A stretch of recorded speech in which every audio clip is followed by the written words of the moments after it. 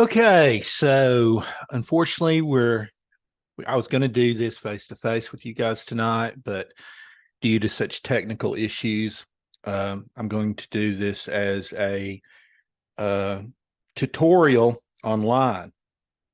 So this week we're going to start talking about Lightroom and Photoshop as you guys are working with your DSLRs now.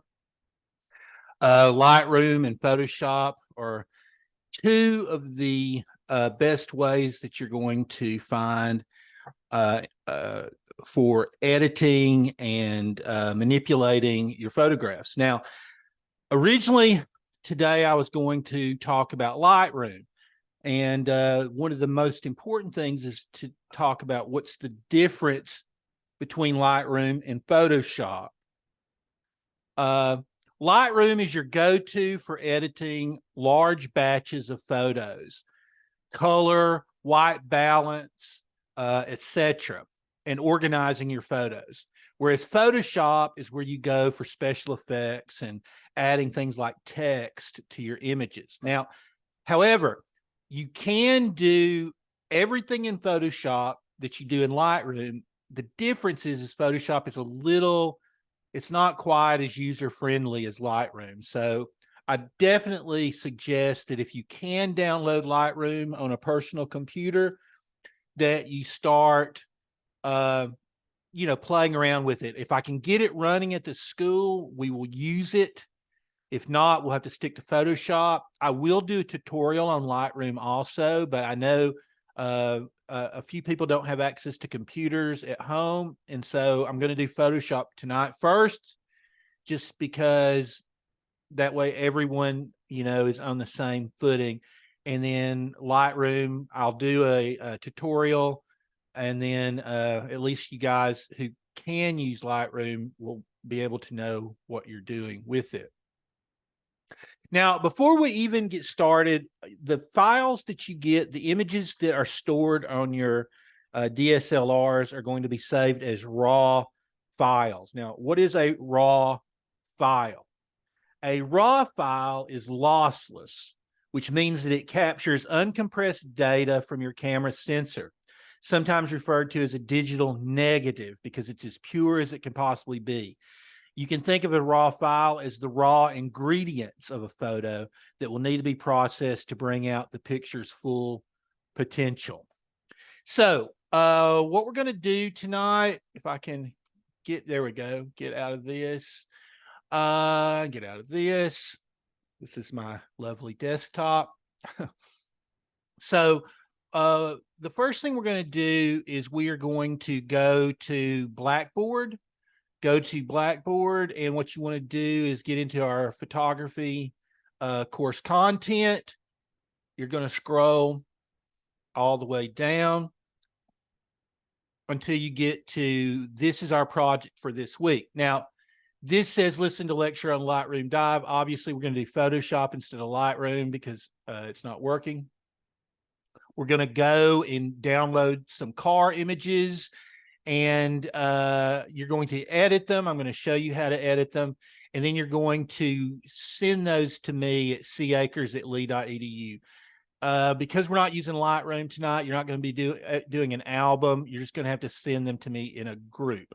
But when you do send these files to me at cakers@lee.edu, please put in the subject line of your email, put your last name and then the word Dotson, okay? Then what you're going to do is what you learn from this lecture tonight. I want you to take your images that you got from natural light, from last week, those 3 images that you took with your DSLRs, and you're going to edit them in the same way that we're editing these Dotson pictures right now. So, and then you're going to send those to me at cakers@lee.edu. The other things you need to do this week before Wednesday night, I want you to finish developing your 3 black and white prints and then turn them into me no later than into class on October 4th. The other thing that you guys need to start this week that I want you to have done by Monday is Project 4B called A Day in the Life. You choose a day between today and Sunday, and using your DSLR, you take a photo each hour from the moment you wake up until you fall asleep. Then you edit the images in the same way that we're going to learn tonight, and you present these images, not an album. Album is in Lightroom, so we're not going to be able to do an album in Photoshop. You'll send the images to me at cakers@lee.edu. Be sure to label your email, your last name, and then day in the life. And we'll look at these images as a group on Monday, October 9th. So to get to your dots and images, you click here, and you'll see there is a link here to dots and images. And these are the images that you're going to download. So then the next thing you're going to do is you want to download all of these images. It'll take just a minute. It's going to zip it. Oh. It shouldn't take too long. Give me just a second. There it's going. These are quite large, so that's why it's taking a little bit to do. There it goes.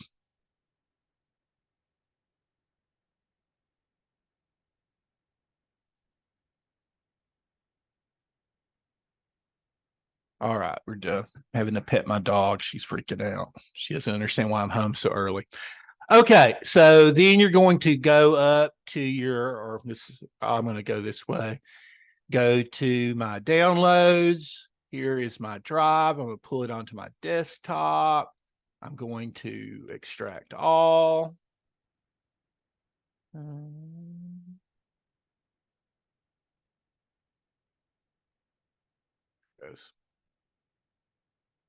Yep.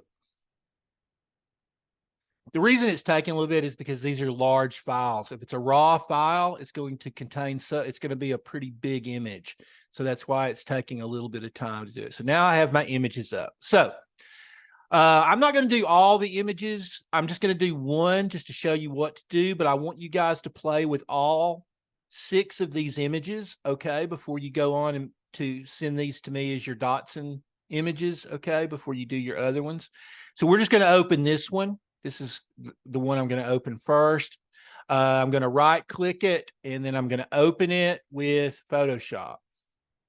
Now, since it's a raw file, when it opens in Photoshop, it's automatically going to open with what's called Camera Raw, which is basically just an extension that is part of Adobe Photoshop.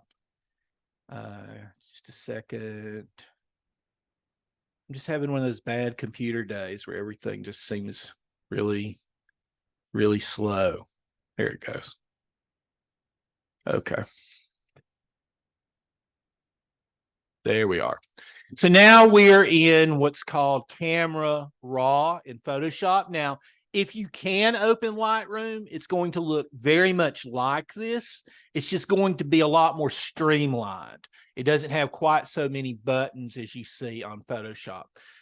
Photoshop, like I said, is really a place where you can do a lot of, I mean, you can do incredible things, and you can really sort of a lot of minutia that has been taken out of Lightroom, because, you know, if you're just working photographs, you don't necessarily need it. You know, Photoshop is really about adding more things. Like if you wanted to, you know, put a dinosaur in the background, right? Or, you know, have the sky opening up and angels coming from above. You know, these are all things you can do with Photoshop. And we will do some of that. We are going to in the next few weeks. Every Monday and Wednesday from here to the end of the semester, we will do more and more with Photoshop and hopefully Lightroom. But tonight we're just going to do sort of a down and dirty, you know, like if you're in a rush, you want to edit something and make an interesting image. I'm going to show you very quickly what to do.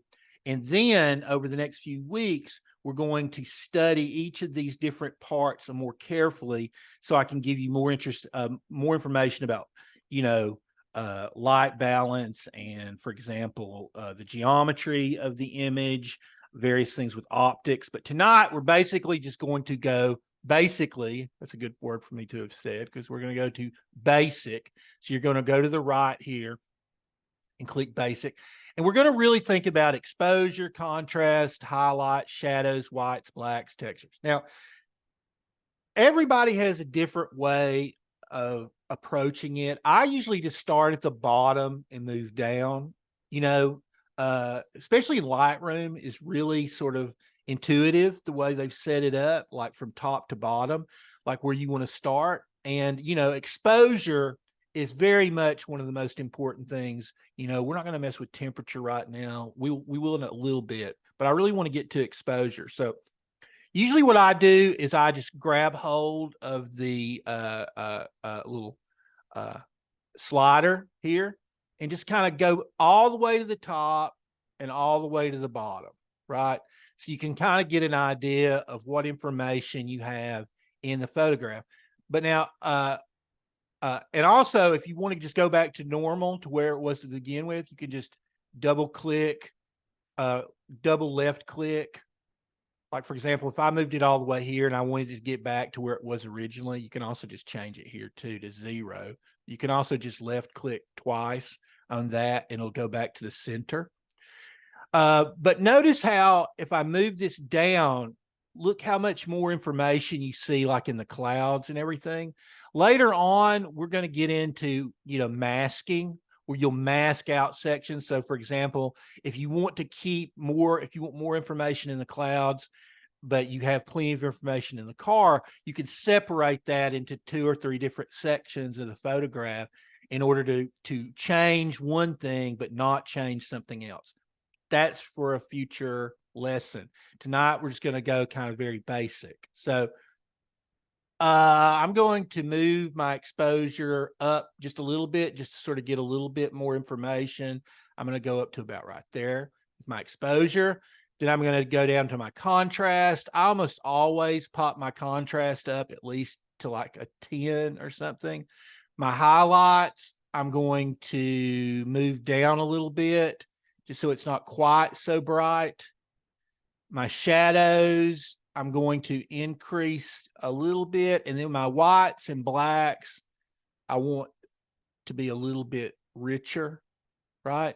And it really is just all about just the feel. You just kind of want to look at your image. And what I would always say is concentrate like on your subject. And obviously in this case, our subject is our car, right? And so you really want to try to get as much information in the car as possible. If you want to zoom in, notice how it's got the little magnifying glass right there. You left click on that. See how beautiful that is? And you can kind of, if you click it again, you pop back out. You can use your scroll on your wheel on your mouse to kind of go up and down. And then if you click it again, it'll just go back out to the original image. But isn't that beautiful? So lovely. I love cars. So anyway, we kind of get it to this point, you know, you want to go in and just sort of feel around till the image is where you want. Obviously you want really bright whites, right? You don't ever want it to be all gray. You want really bright whites, really dark. So you want a range. It's like in drawing or something, right? Where you want, you know, a very nice sort of value change from light to dark. Now, the other cool stuff that we can do and what we're going to do tonight is, I don't want you to worry too much about curve. We're going to do that, but we're not going to deal or detail. Color mixer. This comes in handy, like for example, if maybe you don't like, maybe you want the red to not be quite so intense. See how that changes it? It goes more orange the more I slide. But I'm actually okay with the color. So I'm not really going to mess with that. But this is where you can change that. I'm going to show you guys some more stuff about how to adjust, you know, color grading. This sort of affects both your shadows, highlights, and midtones. Like, for example, if I wanted to move my midtones maybe a little bit more to the blue side and then move my highlights, make them a little warmer, you know, I think I'm going to do that, kind of give the sky kind of a nice tint like that. That looks pretty good. So sort of play around with that color grading, you know. But now here's where it gets really interesting. And this is where Photoshop is so amazing. A couple of things. Let's see, where is that basic? Oh yeah, here we go. See, this is separated in Lightroom into different things, and they've put it all into basic. Another good thing to use is vibrance. Like you can increase the vibrancy. Notice how, see how like this area is getting more intense. Now I tend to over edit because so don't feel like you have to over edit to the point that I do. That's just who I am. I tend to go, I like to turn the dial up to 11 or 12. And so I'm going to jack that up. I'm going to jack the saturation up a little bit to make the color pop a little bit more. And the other thing I really like is this. This, to me, is one of my favorite tools. This is called dehaze. And watch this. Bam. Look at that. And it just automatically starts bringing all these details out of this whole, of the clouds, right? Suddenly it looks much more interesting than it did previously. And then the last thing I want to show you that you can do, if you go down to effects, this is something that I like to do. Now, not everyone likes it, but I always like to add a little bit of a vignette, which basically see how it's darkening the edges around, and it really then makes the eye concentrate on the center of the image, right? Now you can also go white, but now I don't know why anybody would do that. That looks like some kind of like Supercuts photo or something.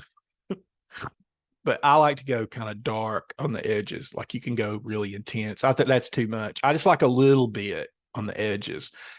To me, it just helps kind of like create that circular effect where the eye comes in and then creates like a circle, almost a spiral into the center of the photograph. Now, this looks to me pretty good. This is kind of the way I would go. And then if I were then if you want to see what it looked like before you made any of these changes, down at the bottom right hand, there's a toggle. And then you can click that and show what it looked like before we started. So that's what it looks like when we started. This is what it looks like with all of our additions in Photoshop. Pretty cool, huh? So basically, that's what I want you to do. I want you guys to take all of these dots and photos. I want you to play around with them, kind of zhuzh them up a little bit. And then you're going to save them. The way you save them is you hit this button, which says convert and save image. I'm going to put dots in one. I'm saving it. I usually always save my images as a PNG, just because PNG tends to, again, it's a lossless format. It doesn't tend to lose information. JPEG is not great. I would strongly suggest not saving images as JPEGs, just because usually there's compression involved. Ping is good. TIFF is good, right? You don't want to keep everything raw because it's just too much information and the files are way too big. So you have to compress them a little bit, but Ping and TIFF tend to do that less than anything else. So then after you kind of get all this, you save it. I had it set as desktop is where I'm having it saved. Then you can go done down here. It is processing the raw. It's going to save it. Again, just kind of let that go if you want to. But if we look on our desktop, you'll see that the image is right there, dots in one, see? And we can open it up here and look at it. Look at its majestic beauty. Look at that. Wow. Oh, sorry. Oops. Don't want to show that. So anyway, that gives you a pretty good idea of what I want you guys to do for this project. Now on Wednesday, when we get together, I will go back over this again face to face. And if you have questions, I can help you with your images. I'm pretty sure I can at the very least get Photoshop up and running on at least enough computers for us by Wednesday. I guess I'm just gonna have to do it by myself. I really thought IT was gonna do it, but I guess I'm gonna have to do it. So but anyway, my apologies that tonight was kind of weird. But anyway, now you've got this on video, so you can always rewind it and go back and listen to my hillbilly voice trying to tell you how to make interesting images in Photoshop. I have so many cool things to show you in Photoshop that you can do. You'll be amazed. So anyway, all right. Thank you so much for your time, and I will see all of you on Wednesday. Good night.